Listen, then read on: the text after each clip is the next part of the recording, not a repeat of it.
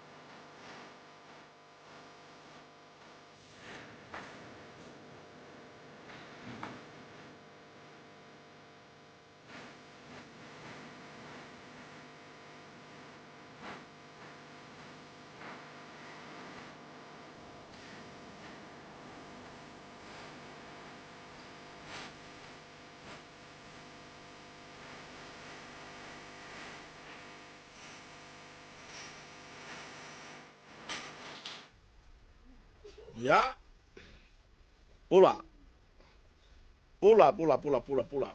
Iyo. Kalo e sausisi ave kai kai fiki. Iyo, faftai la vai. Le fiong foi aru pe matsila ma se on fa tua ya. Foi maono le ala tango moa sufali. Ya, ma le fa mo fa na pe fa ta se tua malo fiti. Ya, ai. Mm,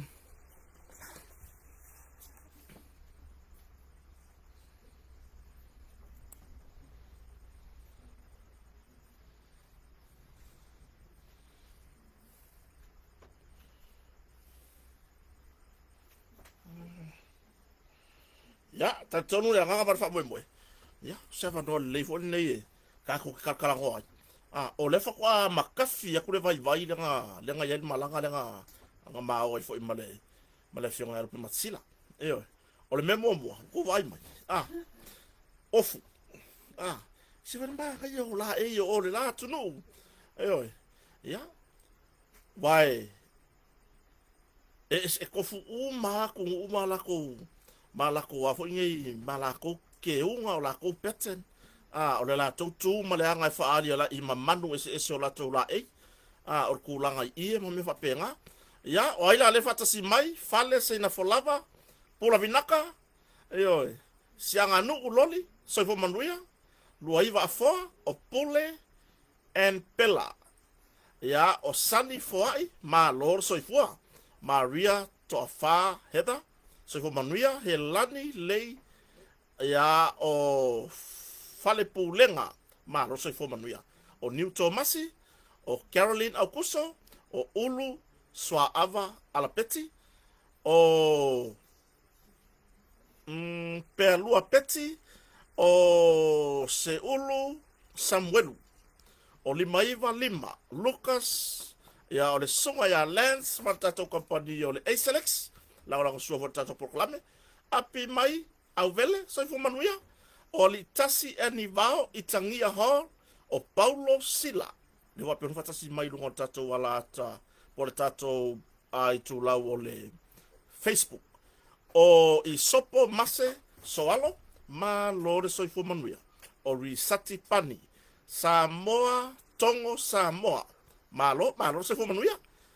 O tupe tafea o Mona Lisa o Rosalia o Resa Sama o Ramona Mefua o Sina Vili fafelo tu neva nga le fiafi o Sini Masina o malu seto Haiti oka ia mo kwa se ka unga so fo stangata le itangia o heta fauli o Frank Tauyao o Joe Wilson ma lo la verso fo manduia o tua oi linga o sunga ya Frank o Tina Fata o Paul Mapufruen Hala Jamie Hala o leuso ya la pana fou tal papa pula vinaka my brother ayo larka kau ne fiafi yo mala ya tule ila sota ya kama ya le puler vai tu no ya o le sunga ya Naseri o Alema o Kera ya Pokeira o Paulo va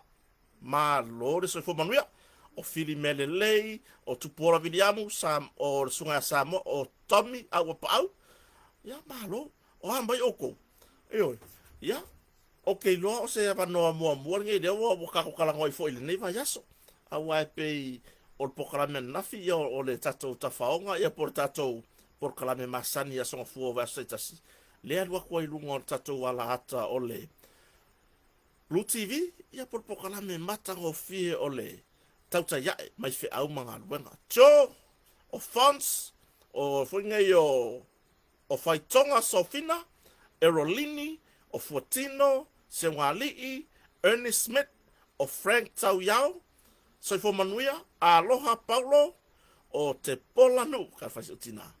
Lima Moanga, ya, ma lo, la Soifo Manuia, ni vanga le fafiro e tu sofa ma lo le i faru su Kariso. Mo fa tu mai lo to soifua. Ya, ma se ola vai fo ni fata wa. Yo, ya. Ai bokako ma futa fo i lumonu, ai le tu onu.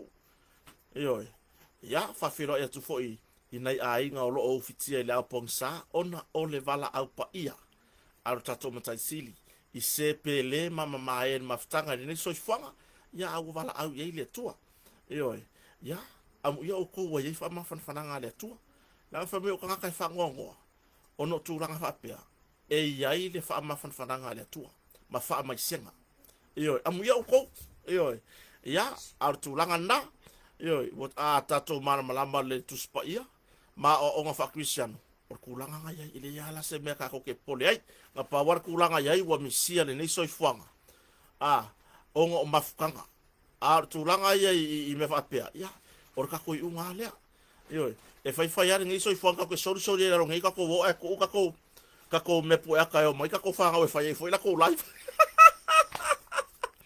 yo ya ole ofu nei ole ofu ni fa ko mai fiki yo ele tau fai o tato por kalame e a una fa ilo le sa le ye la to fo sa fa peona ona fa me ala fa ina le la e wa ofu po ile ka ko por kalame tata ya yo ofu na sa fa me ala fa ia le alo foi fa sino ya do matsila ma fui mono ia porto te fai poipo mo langa MC nga va ku ngi sa mo yo fa fe kai lava ile a fine o rupe matsila ya po sa lo fa sino ya tila o ile ave fa pikoa o moon e fai manga MC o ilo naso fia ya mo ya le nga fa fitai yo fa fitai te lava aftai la inga ato so tatu ai man motonga ono le nei fa lo mo lunga won fa ngo ko ku o fiti ya wo kala ngolo of wai ese foi la le ya sponsor of la e fa ilo ko fa un ka ko porkala mo kala ngongi of o banga ku ai lole si ko inga nga saru foi fiki yo o si ko inga la ngal wa foi ai se la ko ai nga fiki foi ya ai se la ko ai nga fiki pe ya o se o longa po so uso po so tu fine sa ngofo wo nga faila mari u fiki nga du ko inga lua va so ko foi mer ko inga ngi yo e sa ko inga ai ka penga lo mar fongo e sa ko inga ya so va so ai fongo lo las ko nga yo yo or ko inga na sa fa inga le nu voi ya e fa ya o por no yo sa ko inga fa lo mar lo ba ko fa yo o fu nga mai fiki yo su yo fa se va inga ale sa fa inga le nu ko il alo fa pe ko nga skai dina yo fai kanga mai fiki yo alu lo mar ko inga ile le o sa lo pato aka mai ko lo ale o fia la pato ngo ko sa o le mele pe yo le ngo walu ma ave mai ka ele sa a wel pako yo pe yo le ngo walu ma ave swimming pool le ma senga a wel pako yo ya si ya se to lo foi mai manuia e vianga nga ko mi u ke ngo so foi manuia manaturelei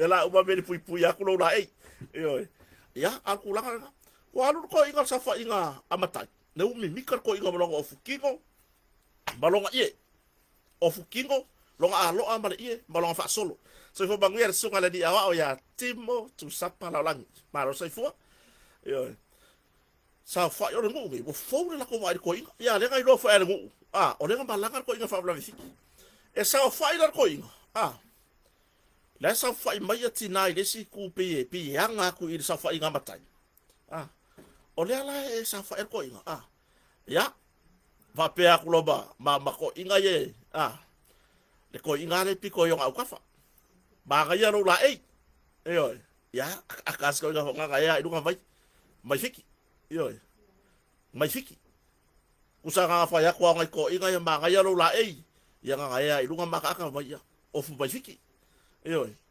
ya fa solo volva ya ko inga la ye fai ka o ye fai ka ko inga ko ki ale so o ke leilo foi po inga fa ka wore ye fiki wore ko ki le so re yo ya val au mere ko inga ore sikala ba ga ya lo ye fai tanga to ina ya e ai fo ko inga aka ya mai fiki yo a mai fiki man kuala o le o so ole i ko inga ore si fa le ko ngule ye nga ko ai fo or ko inga ru a ngo mai male ba male si lo ba ku le sa fa inga ngo mo ye fa pia ku se le ka ua pe nga fa pia mai foi le ku so le ha va ku le yo ai pi fa pia ben lo ba ku ye ko ya fa ber ko lo ba ku Ia nga ko ia no ko mai. Ia me foi mai fiki. Wa ka ko fa au ka ye. O fukingo male ia fai kanga. A le ala ua mau ko mai si me nga mai mai fiki. O le me langa. Nga le lo makua le nga pe. Ya fo inge ia nga sa fa inga matai. Nga la ko ke sila fia nga ku. Ai ia makala se ka kala nga. Ile ngia fia fina mta upu fo no tu fatsia. E hawang ka ko kala nga fo I me fo nga ka va ai ka ia fiki mar tu langa lo ia. Baratua wa mafayon tu ina tu le nei tala noanga. Ona o le lango mai ona tato company masani. Pe ona yai le ASLX I Australia. Fantu matau au fantu fatasia nei por klame ma wina tu I lunga o penga tafa ilangi. Po lunga tato I tu lau nei. Ya. Ele ne le waka fiu. Ya mon mawala. Pula. I pe wa le ma foi ka so I fu mon mawala si. Pule o ko le ale mele ngai do le lo makua ale popula ngale lo makua wa foi la hanga ku ilang kikilo I umba no fukingo ruang ele ie ava bai male ie ie le lo pose boxa ko inga ia pose boxta warka unga ngai isi lo maku iki ka ke fa lo ku I vala unga lo maku o le fa nga we afo ingi ia o marka ngambia vai boxstar ko inga ngale I masaya ke song koso me fa penga la kau boxstar ko inga ku sa o le boxa fa mai lo maku o le boxta yo o le boxta au ka bavoye sorry aka kuye vai kaingi sorry ko kiki o lo manga ka ko nga of white pasi o ka kuria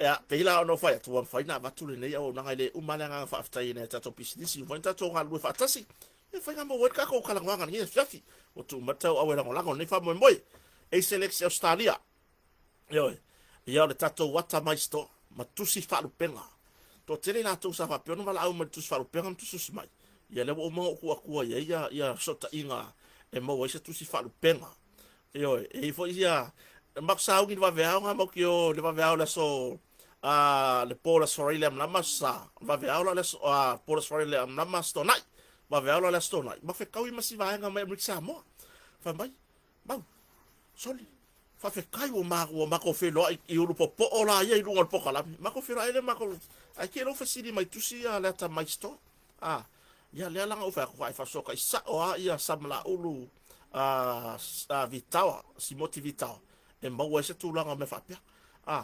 Whawhetai ata mai stoa, tu mea tau au, le tātou whale pizza lan mo tere sarafai, le maaola pizzeria, ka hama masasa, o le uso le leo le whale pizza le le ina kako urupo po o le lo mau, po le toti pizza, o kulanga nga awange e le afe le maaola pe ai a fiu sarafai, le kako tanu pizza fales, tu mea tau au tātou te ngā lue whatasi, longo puya li le tunu afe ile tanu pizza se fai malo longa ye pe malanga ile motere sala fai ia mane tato lango autu e pe ona tu fata sia le nei fa mo me uma ole tato a ingo le motonga ele ka use kampangi e ka ora ka ku a inga e afio ku le mokonga e ka sa pai ala lu ku pe ya le ki alu a inga ka ilo ho lo a inga pe e afio ka ri kongu me la kala le fa o koe malanga mai fafu. E fo ye kire ia fer mo konga. E va ai se fala u fa natura e ke fialo e ke mai mo inga ma e mo mawinga o lo le fa kan motonga. Ele I longa e sau ni samo. Ise au nanga e pe ia o lo a inga le ke afia. Ila au nanga fo ia le fionga ia lupe matasila va. Tu lo war telefo swafa o le sunga le pule o tato company. Ia, masiona fa le tua. Au le lei la le lei o le fautua malosi o tatou company ma tatou ainga le motonga ya le tango moa fui maono sufali ma le fana afe le motonga pe ya le ki afe lo ainga e kanisa paia o pe ya o kangaka mongi o ainga mo fain tu fatsia nei program ya ka ko kala ngola malanga le ngalo ngi fiki o le mea e winga ese ma o se tūlanga fo e aonga kalangoa e aonga fo I mor koe whale leia ki dio kako o nganga lau kele customer service ma ko kūr mala whale I whale olo o le wa saure kenge fenga luenga le malai valele i ale malai valele sau fa pe mai ya ma le wa la au men speaker o le ala porte makova e ko kikia fast for me uke o makuku o makokong o makoku rekiu le ma se le immigration o ya fatu lo o ya ile officer mamaru fo ile ala malo ya por officer immigration ko kikia o se kemi va penga over man afai kula makuku ele ai se ri fo siaki mako tus fo lauma mako wanga ilo ngole me fa kale kai makyo ko le badel le ma se si yo male vala unga ku ngai kama skula ki ngai ka fai ngal wenga ya pakingol male vale ai ke o sabsi kenge nga se mai ka officer ngal male vale sa wala ku ile poko le immigration ya ele ki o se ai wo le lava va la fai le momoe ai wo le lava va o le tu ala lo tu ile imtanga wenga le fo ngai le immigration na Samoa fai le ngai sifi ave o awangi afo ele peka ko ofiki e pipi ya kwara siva le ko ka muri o siva le ara tu langa fo ile le fa kwela kwala wo umar va le va hanga ba ga fala ko e va ku resi ma ku siva ga fa ka dire siva le la ya ka ki ya ma o ma lupe matsila ma ke ma lo se kuku ara se ya fo ilangi ngo fo ko ngwa ya ko kikia ke masala o va ma fa se fu mi un ke o ma kuku ma fa ya ma ko ma fa alongo i ngai le ponga le tomu mumu na tunu nga fa alongo i ngai le tomu mumu na tunu ya le mo fa i lo o la fo e mo li mau ya le officer ngai ya nga sa va valia rola ya le sole ya ka ke le fa masingo pe ya ai o se tala noanga e ao nga mo le nga i luma nga kurioso i fo i le poku le o ka milo mai lo ku o nga pa mangongi mai ara ia leo sia kakuamio ai se yo ofo yo furu makama ma se i fa felo i court gate le mo la kala o le wa fa fango si ke official na vale e ngo fo i lungo le wa ka penga ko la porte makova arge fa le mo tonu ya e ka kere ki o pe fa pe le sa nga ru e se si va lele ale melia e ka ka mo fa isi awa umana va lele le va henga o inga fese maro longa o le kofia yo le pole moe o le kofia yo le pole moe ia fa so le time mon mamalu ia mona ya li fo mata mai ta officer o lo ngaru lue ia o le winga la kala le faya no mai ala ia le le pingi fele sia ku mako ai pingi fa le ko mai la ko ia o se mea e fa le ya ti le tata o nanga ai lo se kulanga fa te o fa le anga le o nanga mo le fa le ya tili ka ka ko for va le malonga au kiu ke ave ko for va le mala ava nga ave kiu ke ai si va nga le immigration ya mai la to o mala va nga ru i ile mla va le a wa fe malanga inga le tunu ya alu malanga ko for kon va le pula lo pula kenyo le valele le Fiji Airways fati nonga o tiute o ngalu wenga oka makwa professional ai na ka vai dai se me fale kom ya ka ungu lo valele fikiri va veao ka ungu wa maka bo kafa ma yak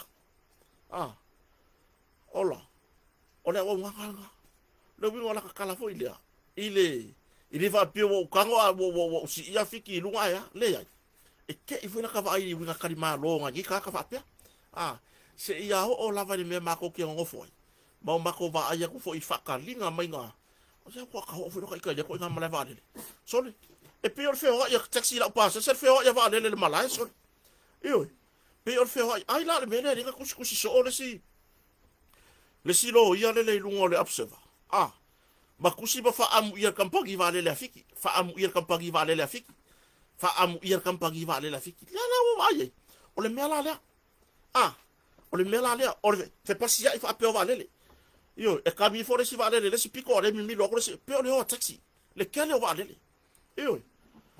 ke wa ba ko kala ko ma ka la lo le fa ka dinga le o le fa tu fo e o lupe matsila la ko piki ma o le vale ke o ma ko kala ko ma so le se lo si ma ingi fo le ngau nga o kampangi vale se vai le kele o ngai mau lele a o le mako fa longo le upu o le ngau la ngau e kampangi va lele afiki le wingo la kala le fa ya ma le situlanga o le fesuia inga va le ringa pisi va per ma le ofiki yo lele aku ingei ngofo inga pu e va lele alu karfogia lele aku sa mo inga ifiki pu e va lele alu ya wai pu e va lele alu isi aku o le la langi yo nga pawale nga fesuia inga va yo a le bo vivi ye le silo ya le mao e ma le mo lunga kulanga fa ma ya ofiki fa ma ya kampangi va le afiki la fo ye ngau le kampangi va le afiki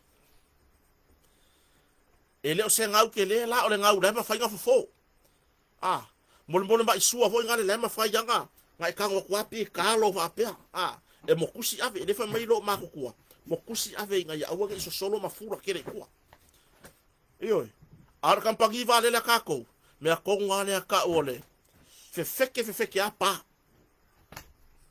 fe feke apa le kampangi va le la kako le ngai makua ingau le mafaufau ngau makua le mangaya ya le ngau yo le manga ko le economy e manga yo ngofo dungo le business o ngofo piko lu mai kua me pai laki ko kongi le economy ai lu manga ngofo kalanga pai laki le fai pure le mai kua e ser ka va le or ngamia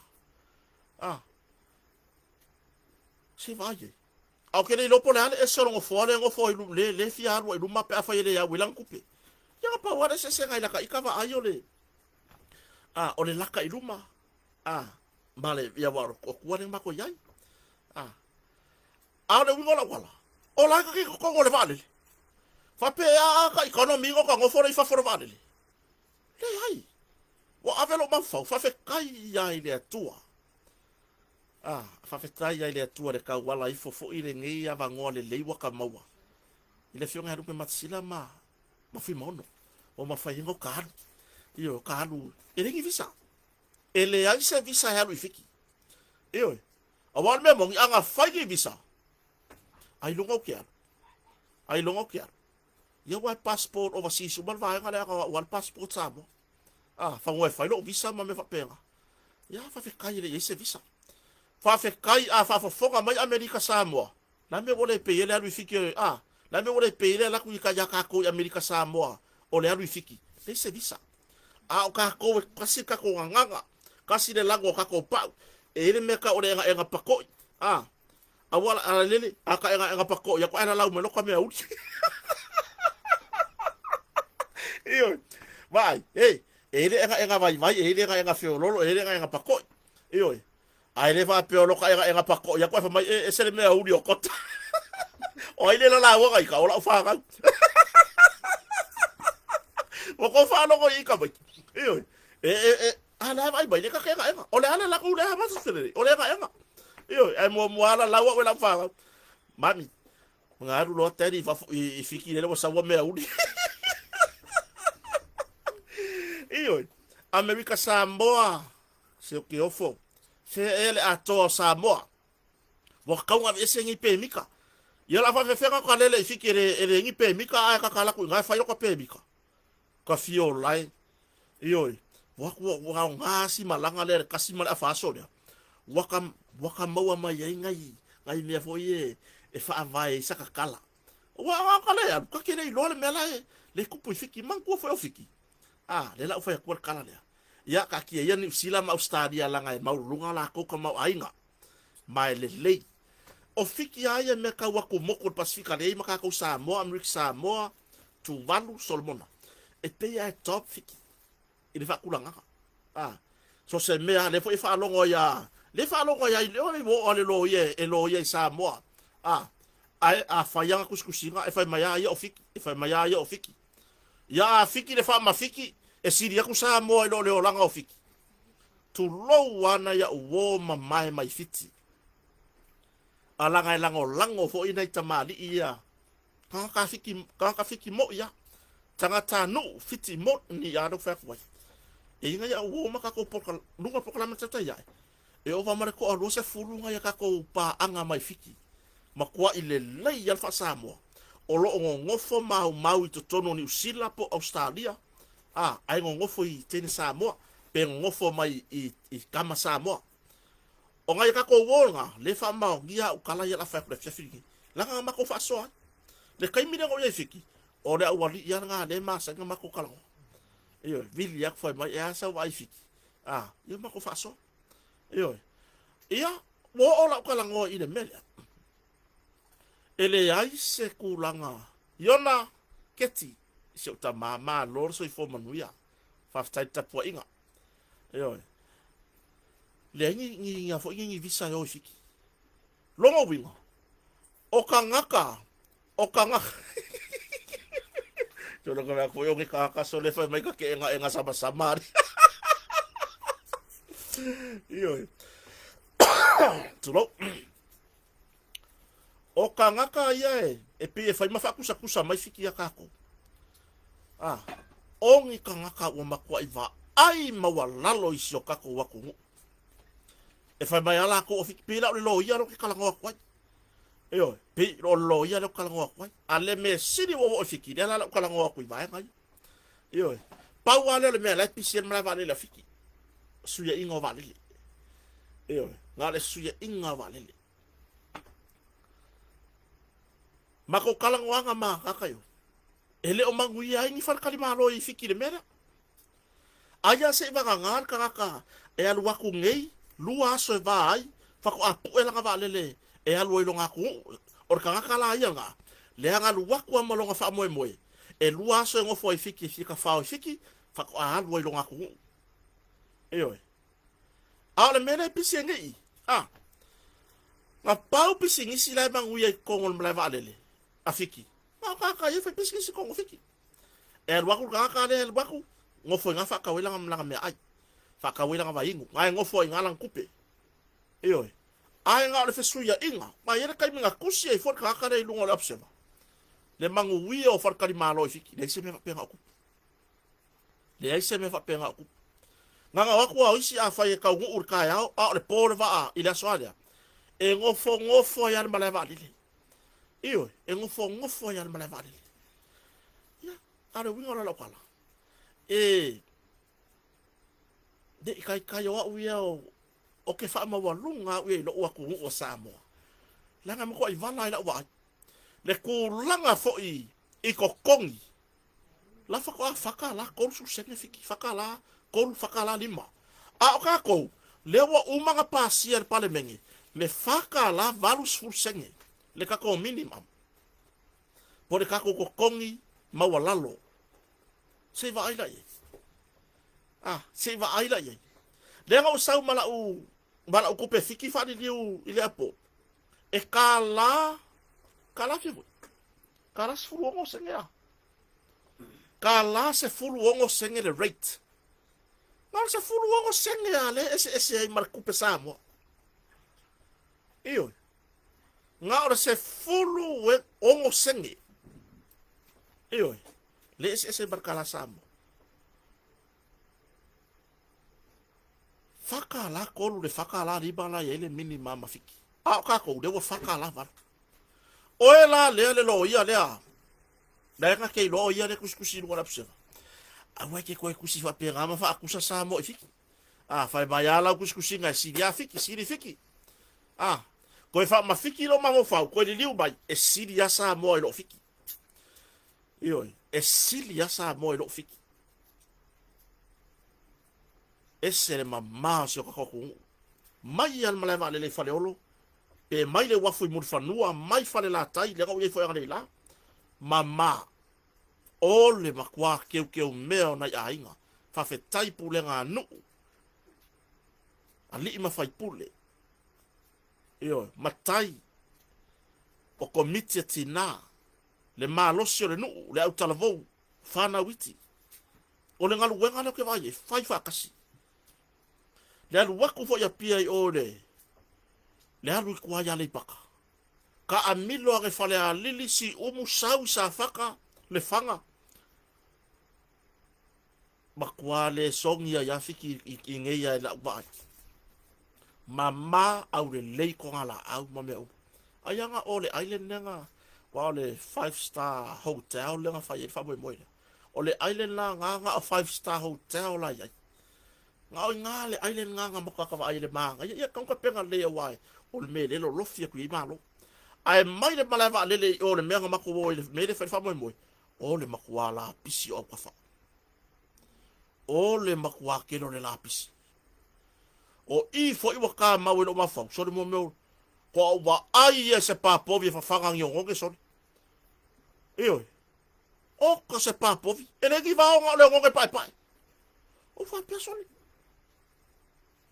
o fo ni po vi le ai ngo ke io le kulanga fo le kawa so i fuanga e ai me mo ka ka fi ka ngo fi sa mo fale ai nga uma fo i mo sa mo ke la fo e ke le fiki ai ese la ingarka e mas se sanga le pensingi ka ngo fi pensingi martiso sa mo i lo le pensingi martiso fiki io le wo koru ka la ma le kasi sengere wa yegi sa mo le lita ai koru ka la koru la ye fiki koru ka il kupe fiki se fa u kala ye ya o se kala foi le o ke manga o ya ka o ku ya ki la ko le ka ngo fi ku la lo se ka ko ku awa ele fia ngo awa le fia ve ma sa mo ai ko sa o ko sa mo aru la fiki ngo foi aru la fiki ngo foi ya mar tu langa le soli e ma ke ki ya ku ma maru pe mata silang sab ka vale piki ku ma wa ver far kan malo mai le mele nga ngo foi e fale breakfast ole a satama soli fai solo mai mo nga vara sa fai solo mai mo nga vara sa io fai mai ngal wenga la fai ngal wenga fai awala la sa wa pere ya silia samo ya tulangan na ya wa umiska ko kala fiti le tulanga ya le mesa makuanga ya manga ya banga ya fa mo tau no manu ya fa mo pe ona ya ila sofia o la fineo lupe matsila ya malaya ya masiana mana mea ya kas pe on tu fatsi sakala meta o le fa poiponga ila sto na ina bawai nei io alua kwa kamaro sa mo ngi MC o fiki io wa kamaro sa mo ngi MC fiki ya le winga tali malo fo ilo se tatu tu no le fai nei palalangi umanga yai o le fa i la ko poko nga wange ka bala au uma e oi foi inga bo fai ainga ni kai nga uma me io after ya lo apala ya tu banga sa mo le lofa io maka o la ya ko la ku mai ngai ko inga mai no mako i mo wange fia ma tumu wa ya le fa mo ya fa tai mai ale fa mo na mlanga tu fiti ai on maka upu le ke fia kala ngoi da fia firingi wa makwa i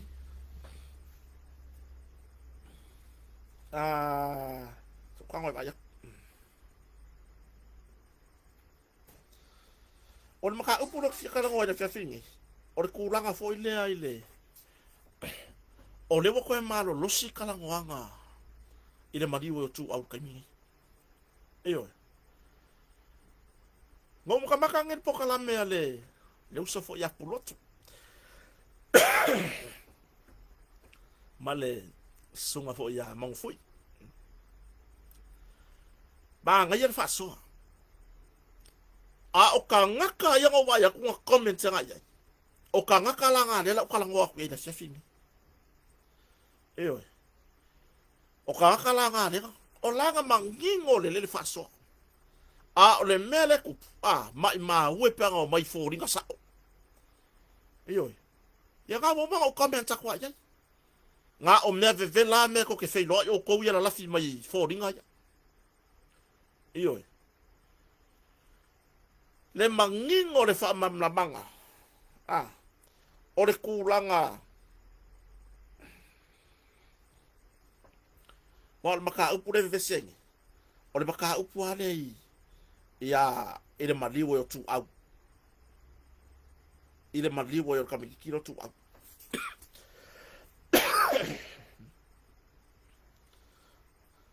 o le whaangongonga, wa ave se sere mea. Wa makua i ave se sea. A lela kanga koe su e aku le mea, ka aku ki whaarongolongo ai. Langa e ka kaunga wha mangingo le mea. Wa makua i ave se sea. Ah. Wa makua i ave se sea le mori mau. A Samuelu. Wa makua i ave se sea le mori mau a Samuelu. Ka koe whaarongolongo foi le mori mau a Samuelu. O te le mauti noa foi o tu au le ngor ka le savali mai dalo ma fai mai la ke le fongi ide a mai dalo ide awala le dalo ko farsa ma monga a le o te tu tonu lava i lunga le mea ile farsa ma monga ile fale le ile pa pakiu o le tu ile pasita ja o Moko fafo. Fa mai le mori mau a Samuelu. Fa ko anga i loa le ngor ka makikire o ku au ngā ua. Ah. Ka pisa maka. Ai nga kele i loa ku aura sau. A o ya le ku i le kuri mangu le i wharo loa. Ka e au. Le o whai aku le tunu u le asorge. Ka e au. O le a o waru e wha makala le le yaku. Le so o kanga le mori mau a Samuelu. La ukala mongi a le whai aku. Langa le isi se ka fia umai oi vai kele. E le ai lava masesi. E ka fia lo waru oi vai kele. Ile mea kupo e wha na vena. Ioi. Lango ele o whaneaka. O le whaneaka mo i ale mere kalango aku. Le ala wau ka ua kua. Ka e au i se kaimi ka e au e mau wailo ua vangoa. Ah, le voi whanong longo mai ia mako ai ngai wha mangaku mai. O le a o walu le le inga. E wha makala le mori mau Samuelu. Maku sa o arka ko me po e aka i lunga le au wala. Langa o la o wala kami nga. Ma la o kei loa. Le moli mau a Samuelu lenga fai. E mau a umai lunga le au wala lea. Eyo, si fa fonga vela ia. o watu ai ma ua male tene nei o mavi O mari le ka ue. Ah, o nga iwo ka ngalo. O mari le ka ue. E sunga Samuel. O langa fa apo riuli. Ele oi loa si vai. Ka kalangoe fa o ngai. O le keio si vai. Ele oi loa si vai de mela Samuel wa fai ma mari. Ah. Le la kalangoe ma ma kwa le mela. Ele koe ke wa foi ka kalangoe nga mari gefu. Ai mai se au fa maka kasi au fa le au pura fa pu wiki mai foi e pio mai pio ko mo meu. Ah, maka pepe foi gai. Ah. Ai awe fai ka ko kala ma fa le nga mai ka ko pe kio mo meu sulu le vale le foi le. Ewe. O le winga la kala le fai. Ah, le ka kala ngoi le fiafiringi. O Marilia. Ah. Le ga so ka i mai se kasi o pa angar ka ko e vangar fale o. Mai ko ai fale adili tu lota o le tu malo. Le ga so ka i mai se se ka ko o por kalambe. Lai ko ai fale adili Marie. Wa avaku inga fa alafi ai. Eoi. Lenga fasili yang ngei, ma sa fina wana nei le atawa i whakanonga mapulotu. Ah. Ele I faya se chacho Marie. Ele I molia Marie. O lewa amaye Marie, wa amaye leo Marie, ave fa moli mau mai le lako I ku. O le fasili, la la me wale ko release ai Marie. La la me ko ka fio fie fa pan ka wa Marie, ma wa marka lai fale alili, Marie. Eoi. Lai fale a Lili Marie. Ioi. Leo ke fasa o ale atawa. A fa pea fo yo fa fonga mai le uso ya pulotu. Ele I faya se molianga o Marie. Ele I faya. O lewa ave leo. Fa a moli mau mai le lako I ku. Ioi. La mengale ave fa pea ngai leo Samuelu. E fa a moli mau mai le kos a leo. Ile kangaka le sa la vea I tu au. Nale menga le ave leo fa opo le leo fusi mau fusi o omi. Ah, isi kamo Samuelu ave fai mamboli mau le lako I ku. Ile kangaka lea o lo masalo mia nga kupu wale fa lavi. Ah. Ya mai sabe o le kawe Samuelu ngala ku kuma Marie I le kuri mangu le pasita. le pasita mangingo le leifa mai Samuelu o le pasita a le ko wa ave fa mon mau mo konku que se fai yo se fai ole la be ayo tu au o tele mautino foi o tu au le ngor ka le savali mai dalo ma fai mai la ke le fongi ile a e mai dalo ile awala le dalo ko farsa ma monga ya ale o te tu tonu lava i lunga le mea ile farsa ma monga ile fale le ile papakiu o le tu ile pasita taba cha o wan watu wai ma ua male tene ne o ma vi ona le leva lava o vai alor ka le ata mai lunga kai savali mai lalo i mo li o pa farsa ma monga o fa ya ko lo ya mali mari ta fa kala ise i pasir ka la mai angai te wai lo ka ua nga babe le ngai lo e lo ko ua le mele ka tu fa pingi yai wa pio pulanga nga lo fionga siak por kin tikilea sa ile ma fa po liuli sa fai ai ole fa finga ku ange o lo ko lua boko fa fonga ile so kanga o Marie manela fa po liuli ma Samuel le sa fai de la ka mangingo kwa ngalanga pipi i Marie ya Samuelu Aisa langa mangingo lenga mangingo ar kala Samuelu oye Aisa ayo me foi la le foi mai Samuelu popole ka kala la amai lalo ke wai lola o Marie ka wer ka kala pe lo se kala ka ya si vai de ko ro Samuelu mea se fa fofonga mai le au le sei uma ka kala ngole comment yang amai le kaula mua mai le me uru popo o pala ai ka ferwa inge pupugi uma koi mana nguku le pulo paulo le pulo e ku fa pia le do pe fa fera pulo e se va fa pia ale wa alu falo mai over fight ber fale fa kari or kai be ko foi mai samo ka ko fa wang pe ulanga nga sa o e ai ma o ka o flofia ya ngore mama kanga mo ko lua ai me seisia ma fanga ai sa ku pu fa blave ole len ku sa mai lalo ile engol moto sa mo ta u fa pio se ka vale lalo pa ki de sa fa ye yo war fo ko vale sa pa ye si ngai lalo le moto sa mo mama ko fa lo ai ole fa finga ku ange o lu ko lua ulanga nga sa o e ai ma o ka o flofia ya ngore mama kanga mo ko lua ai me seisia ma fanga ai sa ku pu fa blave ole len ku sa mai lalo ile engol moto sa mo ta u fa pio se ka vale lalo pa ki de sa fa ye yo war fo ko vale sa pa ye si ngai lalo le moto sa mo ai sa le ka vale se fa mangingo le mele ora ka vale nga e ku lalo kai o waru fa mangingo le yaku ka ko mele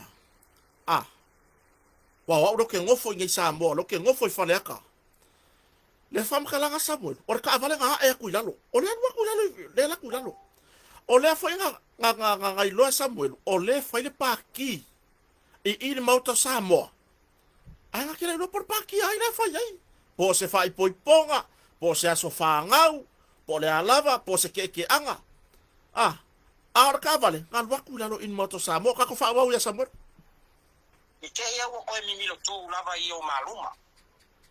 Koe iki lava so ale ala ke le ale luma le papakiu lea. E fale o loa le, e se fale o loa. Ale me fai le papakiu por fai ai ngā whunga le fai e ni. Koe iki lava so ale ala ke le ale luma le papakiu lea. E fale o loa le, e se fale o loa. Ale me fai le papakiu por fai ai ngā whunga le fai e ni. Boko maua mai. Ole mimilo ku le fai mai Samuel. Koe kiki a pasi le mankolu. Le mankolu le la fa adia ku. Lea la fa nga ulima. Lea vai.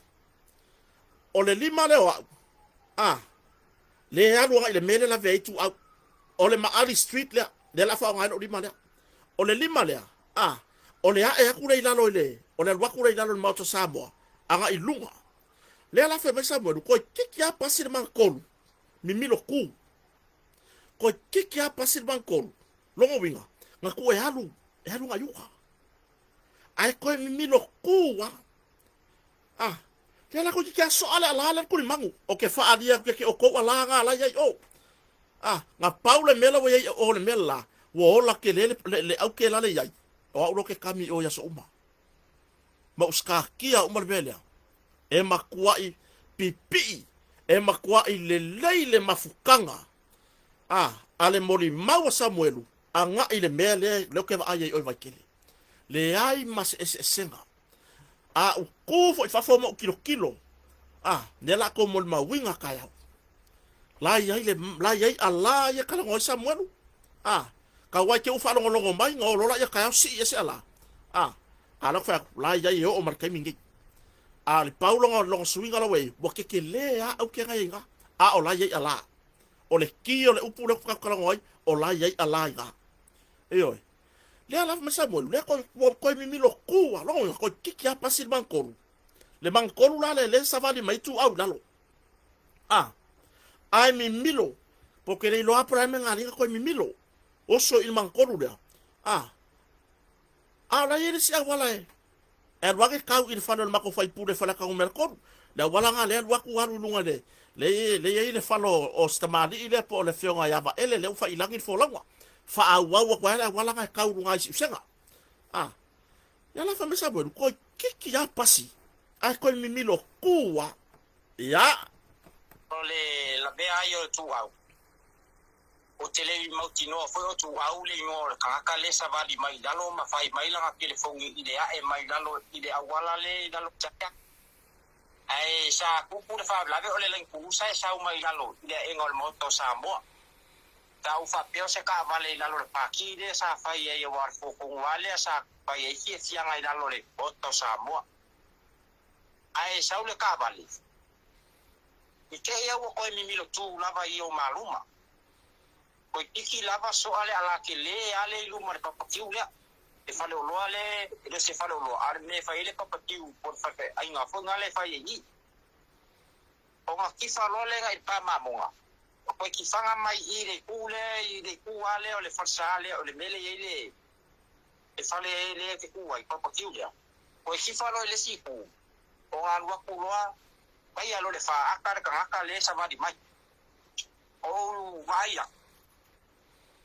ala fa aka pa u ku laro ka aka wale lo aku ro kingo aku au ke lo vai aku ngai pa le piko ku o le kusa o le te ai lu ngor ka aka le ka tia do ka tia lalo ka ko ya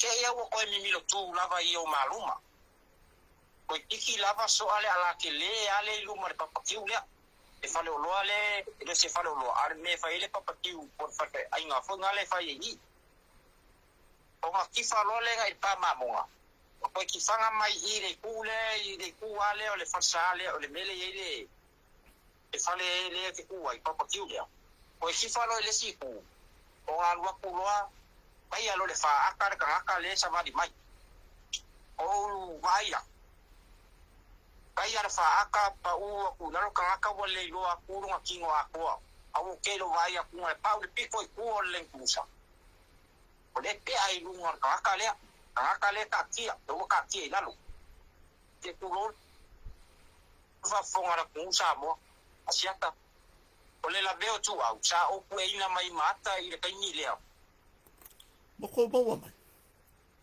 o le ki fanga lo le kusa ko mi ro ku le waru fapia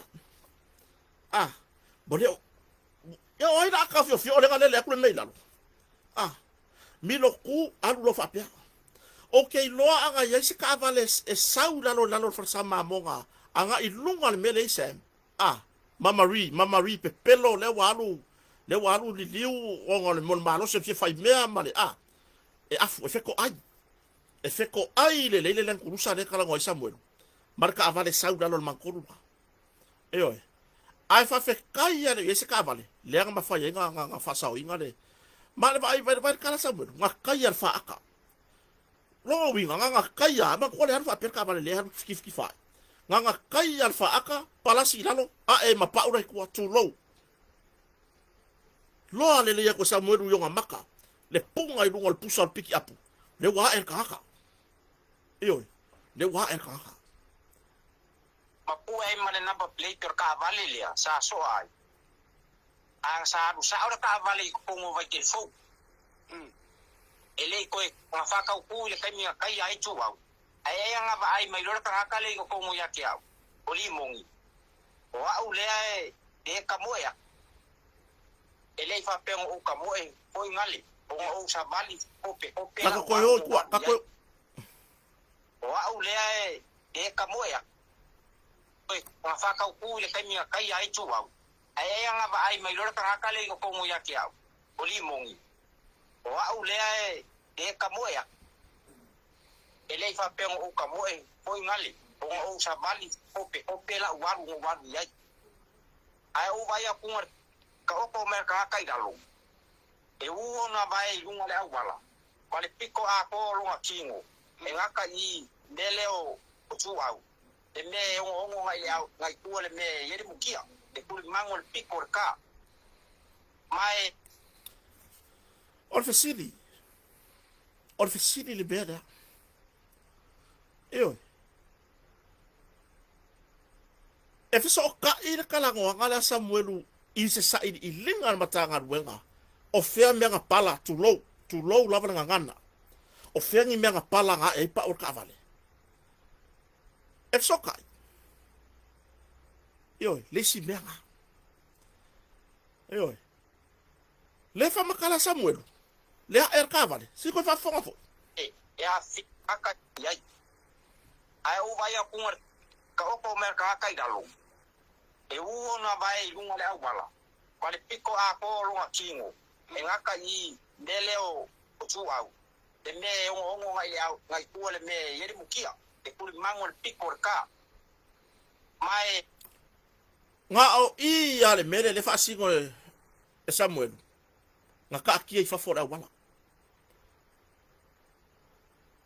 o le kingo ako le ko kongo le wala o i le mele fa solo lunga longa ulu le ngai fa fora wala le ngai fa fora wala ya fia le mele o tu au e beke uma le mele le au vai ki ku lo sa mo beke ako i ya malalo nga ngofuanga ya fia uma le pa u piko ku le kusa le sa pe ai lunga asiaka o meia sa le sa o vai mo penga inga ma o ku inga lo ai inga mo mai leo sa idea o ke le lo po le ale ma fuanga la inga mai leo ya kia o finga benga freesia tau sa mo le fionga ya e sa i ka ya o la balea ta o mai leo ma ku fa ku pe o fe mai o le ku nga inga u i le fa vela o la o ka vale sa so ai tu a mai sa o fai leo ele ai lava sa o ka vale o ia inga o pasika o ke ferwa ia e la ula fi o ke ferwa ia mai o ke lo inga ka sa ka yanga le ka vale le sa ka yanga inga ka mai ki lo tu au ai o ke le lo apo ai kongur ka le sa u ka vale le banging ngolele kwa manging ngolele la mo ka ko kala nga Samuel ngala nga ka we e Samuel re ngoli mong tu lo le fio kana di fai pulo falata numero 2 onga le boy loe e Samuel mai kai mi ngaro e ofsoro le vai lang fa kala nga le si ko fa fo le ya inga ka u fa ko pe u fa mai o le ku nga inga u i le fa vela vele o la ka vale sa so ai tu a mai sa o fai leo ele ai la pasa o ka vale o ia inga o pasika o ke ferwa ia e la ula fi o ke ferwa ia mai o ke lo inga ka sa ka yanga le ka vale le sa ka yanga inga ka mai ki lo tu au ai o ke le lo apo ai kongur ka le sa u ka vale le nga ke lo inga le ka avale nga kai ai tu au ai nga ke le lo po ka ka le nga ver ka vale nga ke lo inga o le len kurusa ai nga ke le lo po ai le ka vale lai loa le Samuelu le langu o ka avale number plate o pa ura wa ko ka avale mal fa kif kifa ir ka avale ai nga kele ilo po ele driver ele o ilo Samuel po ele driver iyo ka ko fa nga solo ye ma o kango loa la ia abakule le number plate ma fa ali le sunga ali leo ya suwa o yele mia ia ma fai mai lo malaka la sa kango ka ila na telefon le number plate dia ai fai mai o le ala pia me falo loa la ia abakule le number plate ma fa ali le sunga ali leo ya suwa o yele mia ia ma fai mai lo malaka la sa kango ka ila na telefon le number plate dia ai fai mai o le ala Wantiraya Pinko fa mai le komenta ale uru popo ole leo o anke ru le fa ngi lunga pokalame pulotu ele iyo o sa mo le system nga ele iyo o sa mo le system nga pato on fe fa le ka o le tikere o le fa asi le ka ku lunga lo lai senge wo expire mar ngumero ka masing ada dua masing kan wajah iya mea mai fai ai polo ka leo le la ka wakua kapea ilalo le fa valea le male ka ba fai pungi le upo ole le lopo la pola le ni lo keru po le ala so okanga malanga ya in maka upu le ka ma fai ya sa pungi e fa longo mai le ai wa pinko le mea wa piten le mea la fa fenga kala ngo mai ele yo o male system nga ngai so se leo la vole traffic so se malo le malo lu la wala nga ka fa yakwa ele o ilo kala singi ka lu ke fongi ka kwa lu ke fongi fiki uma mai lu ma foi la uma ko la ko ke fongi fiki ba uma lu ka pe pelo ku la o la le lo kala singi ka I fo la o la expire e mo lu ngai iyo e mau ai lungo lako ke fongi mo fa fai ngo fi wa sa mo ala ai luma le mea anke lu iyo wa sa mo ala ai luma lo ka ma fai le ke pungi le melea le la kala ngo sa okwa iyo le la kala ngo sa okwa le mea le mau al fam kala nga Samuelu nga ka ye le mia soa le ngu mela ka avale ko kongo ke fongi fiki sa o fale ownership por ka avale lunga le ka wele ngor fai pule le ka wele ngor fai pule iyo awala le ka mo fai pungi fa mai le yo ma system le ngai wo mawa wo leva la bea yo tu au iyo wo leva o tele mautino foi o tu au ai anga va ai mai lora ka kale ko mo ya ke au o limongi o au le e ka moya ele asiaka o meia sa le sa o ai mo wenga ma o ku winga lo ai nga wo mai leo sa idea o ke le lo po le ale ma fo nga nga mai leo ya ke o finga benga fraisinya tau sa moa le fionga ya e sa ye ka ya o la valea ta o mai ta o lo inga ka sa ka yanga le ka vale le sa ka yanga inga ka mai kilo tu au ai o ke le lo po ai kongur ka ka le sa ka vale le lo sa mo ma o kango lo ala ia abakule le number plate ma fa ali le sunga ali leo ya suwa o yele mia ia ma fai mai lo malaka la sa kango ka ila na telefon le number plate dia ai fai mai o le ala ia ma o ki ngo ai lor ka ko ngo nga len kusa le sa o le fa ko ai lo I Samuelu le kangaka lenga le onga le len kusa le iyo o le fa ko ai lo I Samuelu le kangaka o le e onga le len kusa le ai le ma fai nga fa ma ngi e kai mingan ma fo Samuelu po le ala le sa tu lo le fai po le ala le sa avia ka vale ele ma fai ai sei fa wa pea ka ko fa ngolo ko foi ya ko mo molia ko wa fa tingia mo fa ma vai lo le kai mi la va le u mo fa ya ku ila kule e sau au fionga o le se ki foi sa fai ngal bengar ngi yasu che o wal fale fa singa malo lunga ngawa i o ka ya o sau le ke fai ngal bengar ngo wale se ki a u mele wo ye de ku nga inga a mai a oi we ko do inga ska pa ku le ai de ngor ka vale le le mo li mau ai e sau de na pa plate ya Whalongo mai o kou resi so kanga lea. Whalong. O e kau mori mau winga skaraka. Le fesidi al kaka e ongar whai ngar wenga. Koe whalongo. ele wo ye de ku nga inga a mai a oi we ko do inga ska pa ku le ai de ngor ka vale le le mo li mau ai e sau de na pa plate O ki ngoanga kau ye Samuelu. Tu lou le swafa fo yo le ana le.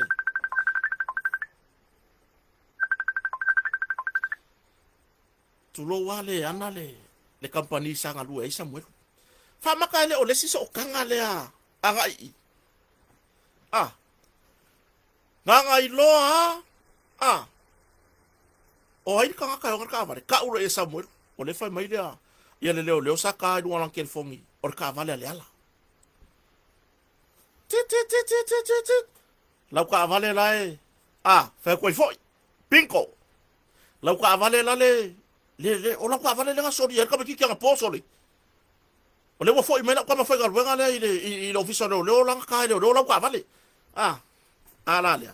Ah kangoi wa. Tit. Pla. Pli. Pinko. Kak fa wa. ya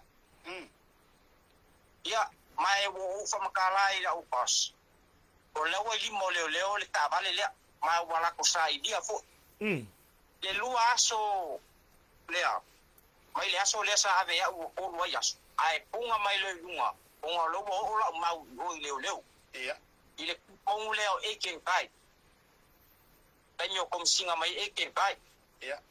ya mai sa va ku la telefon ile ala ko ave fa mai par fa makalanga ti ave liu mai yakangi le ka leo le Samuel le ta leo le ta vale lenga eva aya o lenga so inga kama le ya ma ko tu au via sa le we ta ko ko ila o wenga wakalanga sa o ave le telefon ile leo e o mai ka nyela o fionga sia ele ito o lava mai ala o telefon i pe o le fulanga nga e o ko o mali ngai ka usanga mo o ia pele le o fe o fa ila o moli mau fa mol ia o ke alua ia wale ai se kom Pinko. Nga ole pinko ale mele o ibuka ko pinko fa fir fa kumu. Eoi. Sei fa uka ye. Mangingo. Ole makua i mangingo. Ah. Ole makua mangingo. Aver kere fongi. E o mai de kaimile. Le kalawanga leidu. Eri ko yo. Eoi. O ele komesina sayai, ele au apa au. O fui avai lili iken kau. Where are you? Eoi. Pe pinko, pe pinto. Eoi, pe panko, ua pinko. Eoi. Kako fa wau yei. Wa lele ko umi, le vaenga le kang oko mai. singo le nga vai kai ni o fa ma vai ma ya o vai ele mengi el palo ka ngai le fa nga malo po fele fa ye po el malo la ku ya ai ke bo gua ku lo wa ye lo ngo le kai ni ngai lo wa ye ya di sunga ya wa pa ya ma o fa lo mo ele o fa ma o ngi le ko le ya tiao e ku sai mala sa mali ya ku dem ka ku ya o ia lo o walu lo sisika lo ele o fa ma o ngi le ko le ya tiao e ku sai mala sa mali ya ku dem ka ku ya Le la ga le sa buat wa tata ya. Le ga le sa buat wa i a foi nei ile minister fa to anga ya lauli. Pala auro la auri se le malo po le fionga ya li o porto fa ya li o. Se sa wa se e fa logo le moli mau le kama le po le asa o e fa logo fa le o li o ka wa fa spa. O va male luas futa usanga o ngui. Ah, il time ilan tu la il makta pun. Ah. So se fa makalanga e baku. Langa ka sa ui mai fa susu enga. Ngā ui mai le whai suenga. Ngā ui mai le harue, sa vali e whai suenga.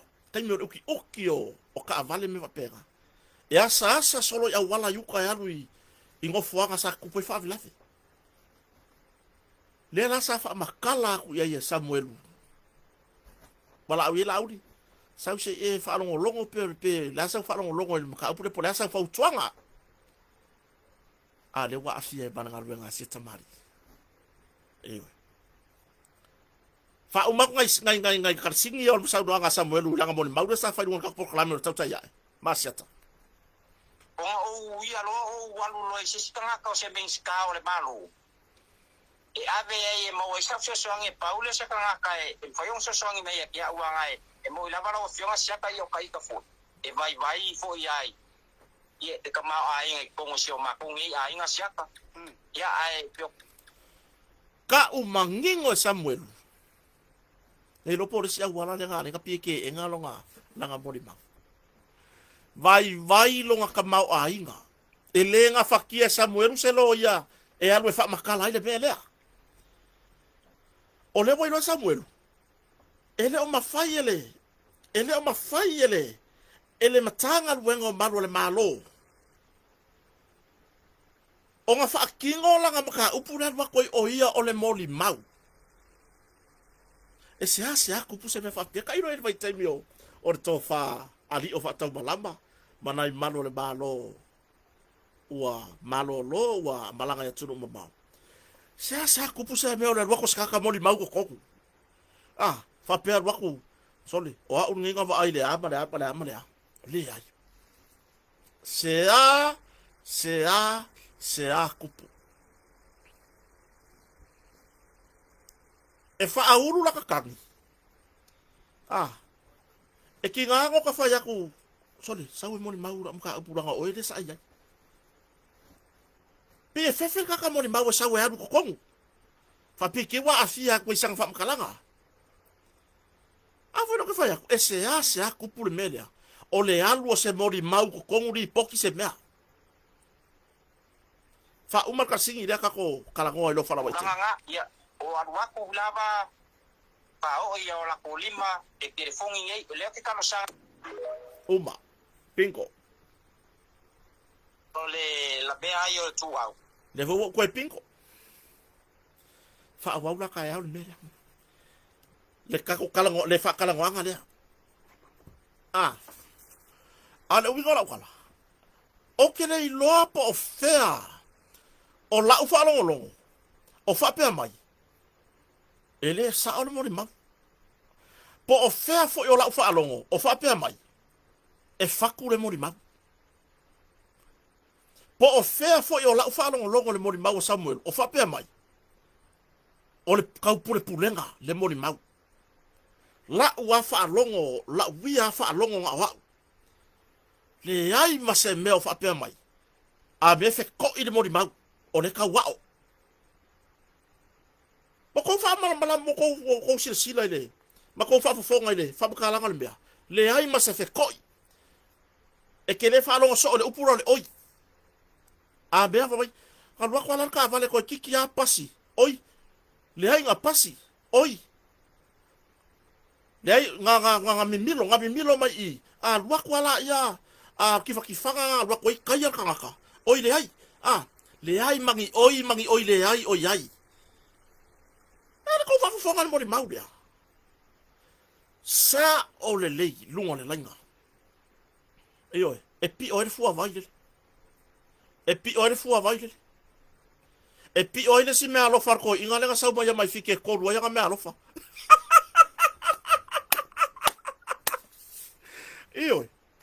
se fa au kala ya o kango ke o le mori mau ale ale lunga pokala me ma siata leo ke ua fo ikua alu luma aka ko ka ngo fefki ya ifa pera ko ke mau ale leile mongi ma le fa maongi ka ua Samuelu le fo email officer nga wa uma o kai lunga ke fogi a yele mia sua ma fa pe ma yele mia sua o ka vale le ala o me o mon ma Samuelu le ka kala ngoi fa mai ele mia su anga wakai nuar ngu melo len kalau kalea ole ala Saulo Samuel ole mau kongulo nga mafau fau le merea Saulo afe langa farfainga luenga o fe ku langa farfainga luenga ele a kosa se lau mika mai le fanor ka ngaka lea sa ka o mai ele mia sua le nga apia ilungo ke fongi ele a kosa se lau mika se ele a kosa lo se lau mika mai ngale me le fenga luenga Samuel dale bo ele faro lo le sainga lani ka ke o uma ye kaya iyo awanga yo ko misi kaya o ke o ye o e fa makala akula ma puer ka ko waka inga ia menino inga ia menino ia o ko iloa le mongi le melia pe aka ko kilo le aka lea ma la usavali no usavali ai o ke kui oi vai kele kura ka vale le melia ku wer pasi ka Samuel usavali le la ko savali kaya e fa makala ku ke o ko melia ai la mangi se ma ke fia sava vali kaya o ange kaya o le o fa yaku o kaya o ke alu o ele misi le o polo misi yaku ele misi iyo langa wakele le vevesio da ku mole oso fa vale vale ai fo le si le li le mai mau so fa makayo ainga le fa ka singa yala le oso fa vale vale ai le ila fia mase mea e kasi ile maka upulea iyo le fo inga mai la Samuel le official leo Saulo fa makala ilanga pule ilanga pos malie pos waka silo ka ke malo lobo le sekilo ka so fanga bega yo le ala sekila ma wa le wa ai wa maliur ka ngaka ngava ai kingo baka e fa pe nga le si mea nga ka ai su enga la menga linga va venga e fa ma vai le so le wa fsiria la menga wa le ke ka ua nga fa ma vai nga Saulo le official le fa le ata Saulo e karsanga ila pule ke fa ma vai se mai ma mo si e marolo ai se ore kali le la mai e o fo ya kia o va ai se fa la fa pe ele ko le leilo va ya so akoa yo ele ko le leilo va ya so akoa le mangongi se ai se moa le mangongi le pato ongolea sava ai kingo maka le fa la le sakupu ele fio linga se si sa fa ya ka fa ka ngongi le ala fe sili lor ka yo ngal buenga sa fa lo Samuel o yo ngal ka vale le sala ve ai le ka mikiki dia ka wa kulo balengwa o fe ya ile inga le le ko kongwa le li ore kas le ko kongwa ile li ore kas yo vai kele le ile li ore kas yo vai kele e masang iai fa maka le ke minga sa ka ngoi loa vili soli le mbaka ngo nge mala ka mafai ngar benga le soli fa pe o la ka vale nga sa afia ia ka makiki le ngala vea ngapo e sa ora kala o le fo i marka mal official le fa ia ko ai foi ka kala la ka ko mafa fa ngole melia fa ia ko ai foi soli o le ka saula kwa mala fa ngar benga kia o lo malo lo le seki fa mai o la ka vale le ka ko yele mia lunga ai afoi ai o so mai le ngo le lo ngo o yo ka vale fa ya ko foi iyo fa ya ko foi o le ka ke kala ngoa anga ile moli mawa Samuel langa o la ufa alongo ka ilo i lau fa fonga ele ai ma se fekoi pe yo le mori anga le we ngi wala i mori anga o le kau pule o le defamation ma le kau pule le ai la uia fa alongo le ai o ka kongu ranga va ile menga kupu le ai mangi oi o yai le ai mangi oi le ai maswa pe o ka va nga pe a mai lalo le enga il mat oi le ai Nga sau mai lunga. Oi le ai. Le ai ma se oi. Alu sa o ale mea se ia kingi. Uma. Pinko. Ayo. Pinko. Kwa i pinko. O popo lenga fo yo na ya uo mapa anga i runga la witu lau Facebook. Ingi ka ngaka re kau whabakau.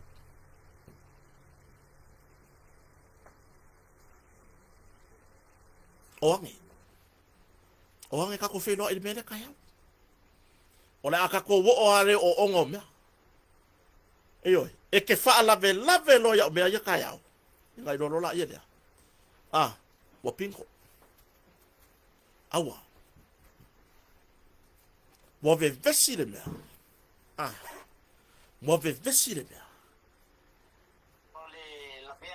Onga. Wa maa losi ke levo le mole kaukala. O oe lele ngofo mai Australia. E au ngoa masou. I loa o le mea kupu.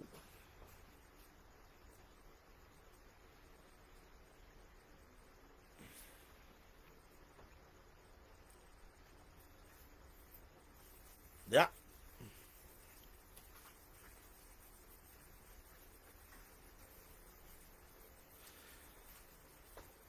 Le comment la ale lilo kiri ka wang yung sofa makai. Le lilo Andrew. Namai. Sam clearly said he saw a woman in the car o mei. Ia ngā ua koe si o solo le nguku. Ia ngā ua koe si o solo le nguku.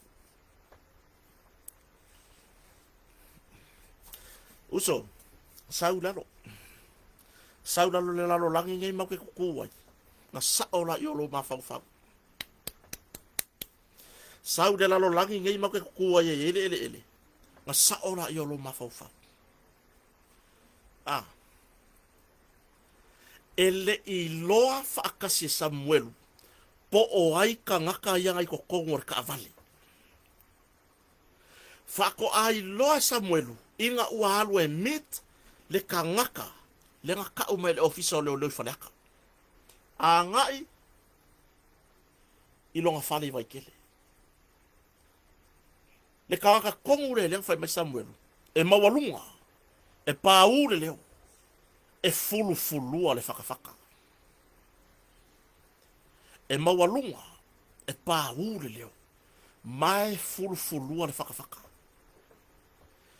Lala kai minga oso ai ngō mei. Pore ko lua Frankie kongu i. Lenga mangingo o kala Samuelu. Ore ka ngaka lea ngā alu e Samuelu longa whale. Ngā whaifo yanga ia. O mā ua ma mei ngā mawaku le pō ngā. E sao? Ioi. E whai umaka ko karinga. Se wanga ngāra ka whoile le peo yung whai mai le kuspa ia. Whai karinga ai le whaalongo. Ioi. Whai karinga ai le whaalongo. Ai whaalongo longo kala pe pelo. Ia. Kulanga ngā. O le makau kia ngā le iai. Le mā losi o kuskusinga. E whakakau le maka upungi. Let's see comments. One thing we missed was mentioning May's name. Lea ngā ka ue Sam. Sa iai ko kongu i ka avane. Well, that's another big fat lie. Oa big fat lie. Hey. Oa big fat lie lo big fat pala ai. Oa big fat lie lo big fat pala ai. Ai me kere kau kalai whapenga pe sau Samoa. E sau e pulu solo. Big fat pala ai. O oi. E oi. O oi. Yeah. The police have clearly cleared Leala name, even Lefau Harry, the minister, have cleared his name in parliament.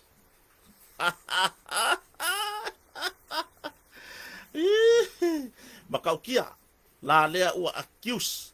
E maungfui. Leo. E pepelo. Ioi. Ya. O le fesiri mua a kota ia ke oia.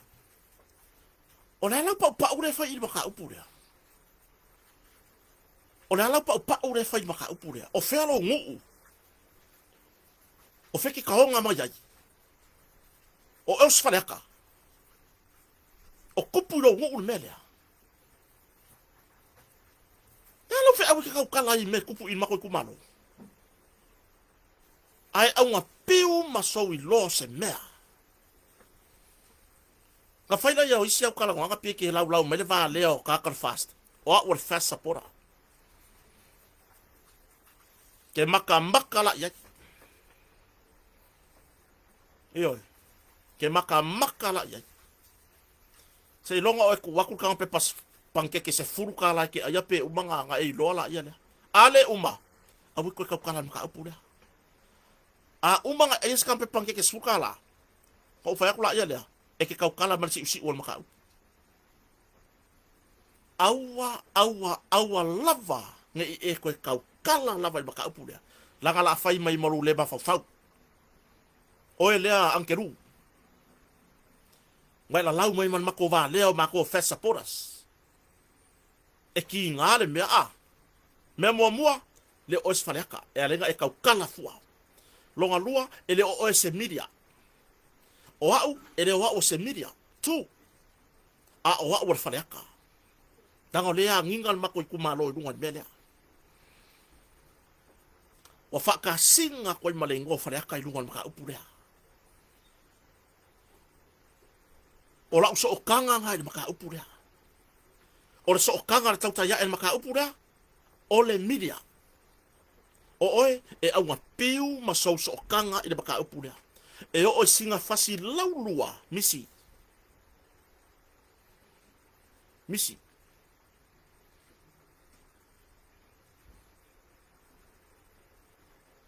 Misi ako.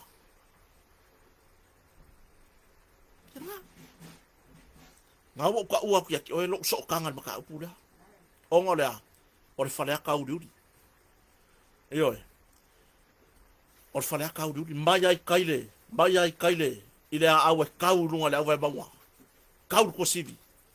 O le o minga le puke o rakare karangoa. Lai wha alava ai. Vai oi e kur ka puke.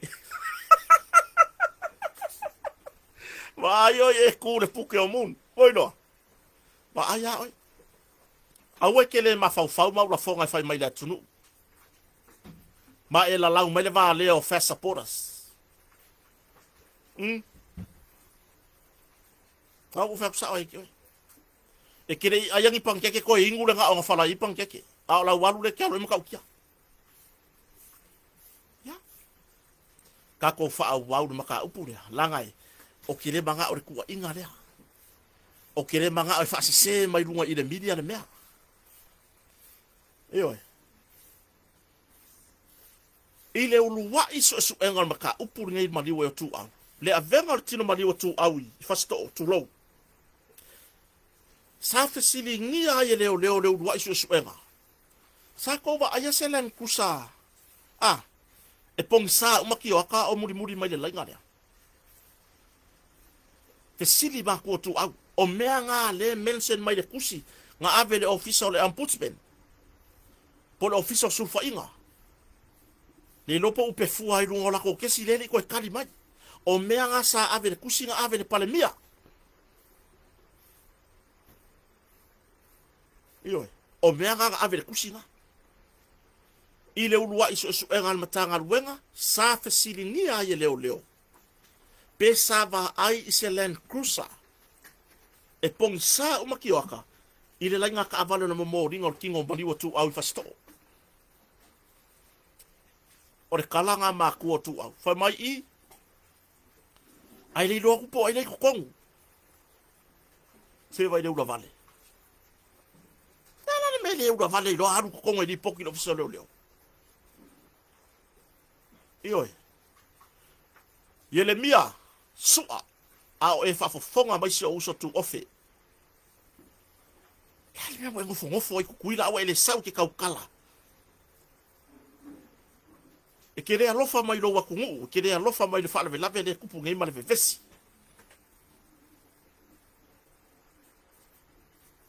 E kere alofa mai o kangaka o kingo o ango ia o fare pui pui.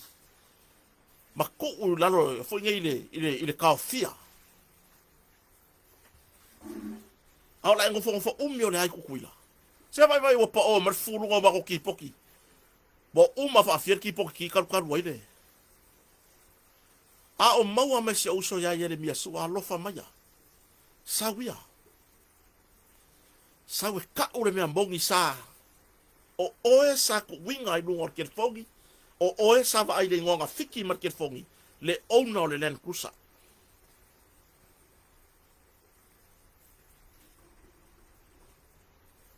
Moke ia wa waku. Moke ia wa ese fa penga man makanga wenga. Ioi. Au fa fonga se uso Yeremia. Sa lo kaimi ngai. Ioi. Sa ai mana tu le ilo o entu ankeru. Eve vesi le maka upu le lo kupu ngai le. Ai ka ngoina lau mele va le fast. Ba yo ke wa kumangero un ko session fast nga le ko o ke ya. Ioi. So yer se kama yo ko gi me ke ngo foi. Ya la sa lau mai yo fale mo wa. Wo de lo ya o la nga ku. Ma fai ngai fa kawal fale ele ma fai ngai fa kawal ele. E ke ngo foi lo fare wo ke mo fa me wo mo a or kai me ke ko se ai. Ah. Ngare sa wa le lifi tui la lo fare si ilunga. E ke ro ma ave lo king fale ai ku le ele. Ile o isa pule. Ale me lo ke ngo foi sa mo. Nyarga. Mai ar kawalunga le fare se pa iale. Ah. Le varu se lau le bango ko la lo parpala. Varu se lau mili. Ko ki kiamika. Orga. Au ale avea mole losi vale valea. Ka sawe no la e wala lau bai ma vale o kakae lango fast. Fast is everywhere. Fato tuele atua sa mo watasi is everywhere. Wa ai la oi ke wanga lo ngelo mana mala nga pe I sol muri o la lori. Ka sa ngelo malanga muri le ka sa wa ngi. Ka pu solo mai ka ka wa ka masen mai. Woi lalo I fa ka maka lo pulo o sia. Fa ko esa mo le valo mamao mai esa sa usamo.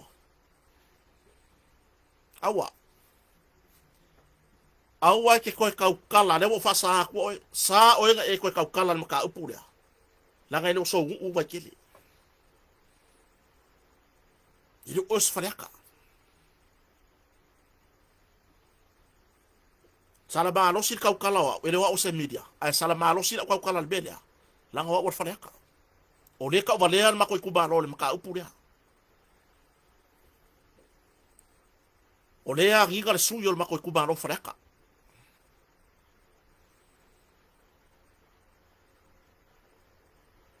E ke koe kau kala lo le bea. Ko kongi lo malo pasese. A waru sa va yo ke whakari mai eke. Ya.